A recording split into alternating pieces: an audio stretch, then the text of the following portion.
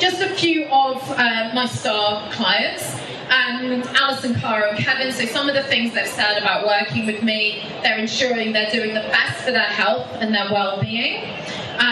Having me actually analyse their food every day. No one else will do this to you, and you probably wouldn't want them to do this to you at the dinner table, to say, actually a reason you might be getting bloated is because, or a reason you may not be full from the meal you're having is because there's not enough fibre or protein or enough variety. So I hold people's hand through this. You are not taught in school how to have a healthy diet. It's okay if you don't know what you're doing.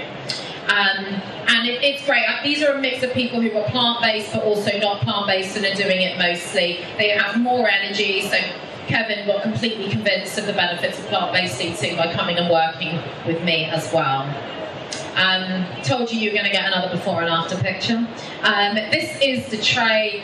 She's also a grandmother, absolutely crazy.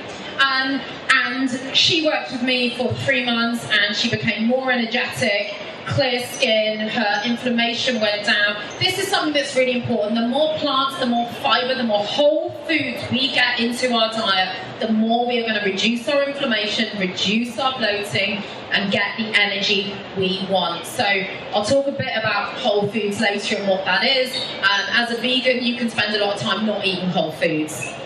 It's fine to eat not whole foods sometimes. I also love eating treats, and I'm going to be eating a lot of stuff here as well, okay?